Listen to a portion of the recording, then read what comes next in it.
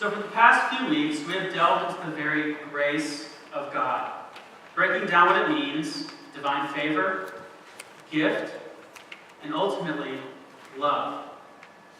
And we've broken down the very stages it takes in our salvation or our story with God. And up to this point, you know that God's grace is both free and prevenient. It costs us nothing, and it props us up to see God and to pursue relationship with Him. With that, Ashley taught us last week that God's grace justifies. It makes us new. It extends us the forgiveness of sins. And so now we must turn to something which for many of us is, myself included, kind of scary, terrifying even, and confusing. And frankly, something even Christians tend to avoid. And that is the word sanctifying grace. The grace which transforms. The grace which makes us holy.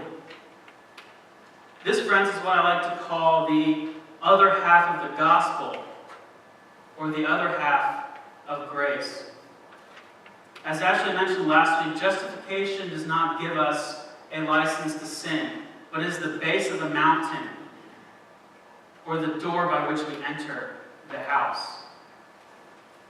It does not give us a license to sin, but it marks the beginning of a transformational journey with Christ. And so we, even as Christians, tend to want to stop with God's justifying grace, right? We tend to have the attitude of, great, I'm forgiven. All is well. Leave me be. I'm good. I don't need to grow. It's true. I was there myself. And we tend to want to stop here because, frankly, to do so means we aren't acknowledging our need to grow in Christ. Our need for God to work through sin in our lives. Honestly, it makes us uncomfortable to admit and acknowledge the continual need to rely on someone other than ourselves. Or to admit that a change still needs to happen, because let's admit, I'm perfect. Also, the word sanctify or sanctification is scary in and of itself. It scares me. I mean, what's the first thing you think of when I say that word or words? I mean, for me, personally, when I first heard it, I thought, I don't remember that spell from the Harry Potter books. Or, that was a character in Lord of the Rings, right? But in reality, it means to purify, to make us holy, to free us from sin, to break those bondages, to tear away those shackles, and to set us apart. And honestly, it's hard and uncomfortable for me on a personal level, but like Paul, we are called to press on towards the goal, to imitate Christ, to let His grace do a work in us.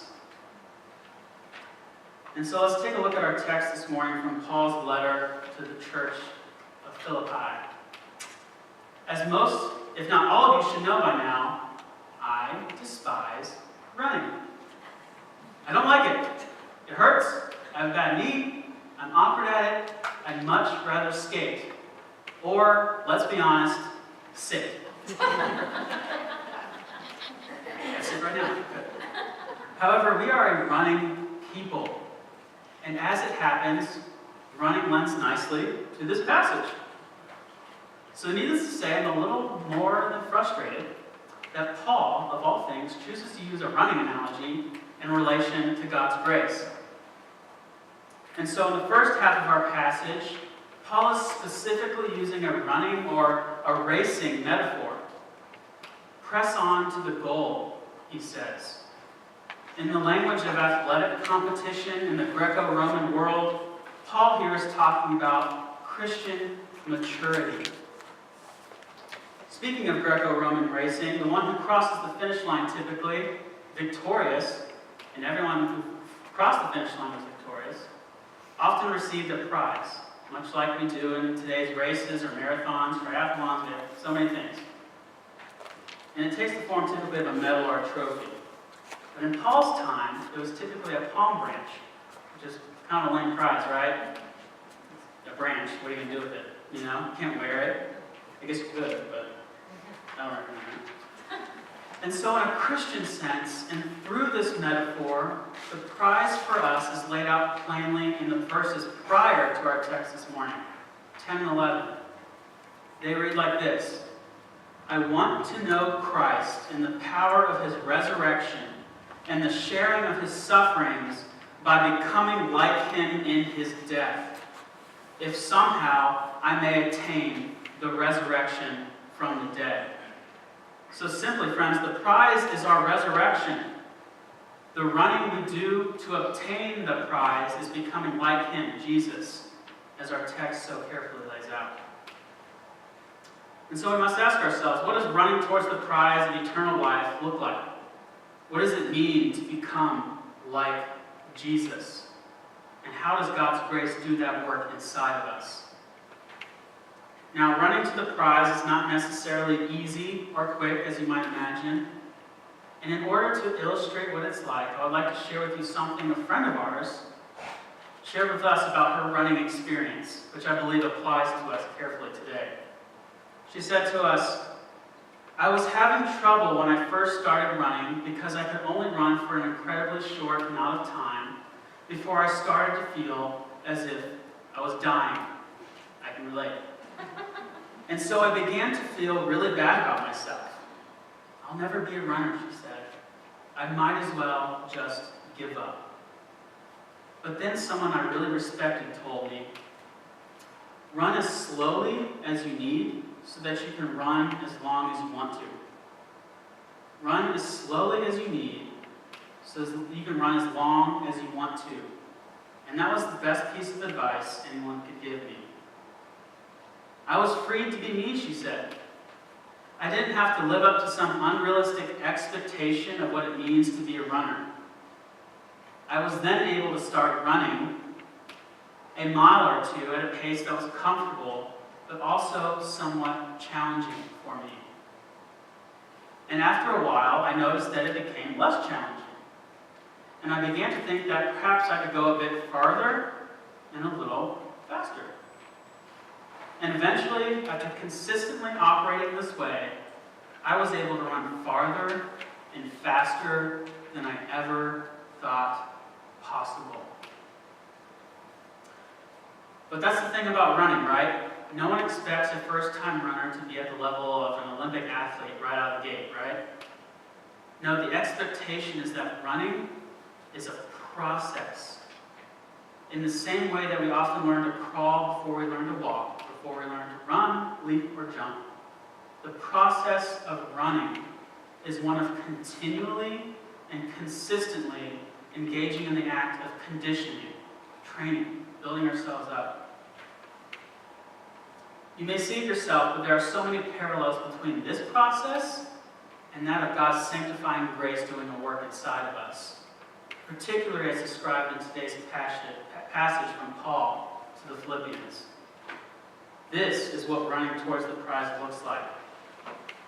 A process. One where God's sanctifying grace does a work in us to make us more wholly reflect the very image of Christ.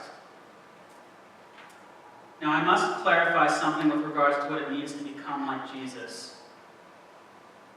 We aren't buying our way to that finish line. We aren't doing certain things a certain way so we will look more like Jesus. We aren't putting on a facade to appear like Jesus, but in the inside, we are still dying. No, friends, that is cheap grace. That is not God's grace. That is cheap grace. And so becoming more like Jesus means pursuing relationship with God. That is our motivation in running. That is why we seek to, through the process, run faster and farther as we discover that intimacy with God is the best gift of all.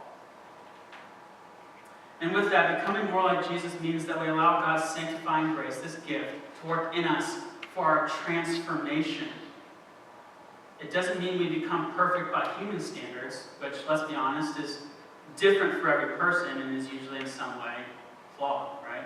It's kind of relative. It means we reflect the heart of God. That we, in every facet, seek to pursue His will and to reflect the very grace working within us. And so, friends, the race is set. The shotgun start has been set off. Tried to have one here today, but I should beat up that. Probably a good idea. And so let us begin running at whatever pace we are at to let God begin or continue doing a work in us. Let's climb that mountain together. Let's enter that house together. Because frankly, we can't always make it on our own. It takes community. I mean, sometimes I need encouragement to get to the finish line, right? I need someone there cheering me on. I need someone handing me water. Sometimes I need someone to carry me to the finish line, right? And sometimes I need someone to drag me very unwillingly because I don't like running. So let us as a community seek to let God's grace transform us as a community. And let us not limit that transformative power that God's sanctifying grace can work within us. Let us pray.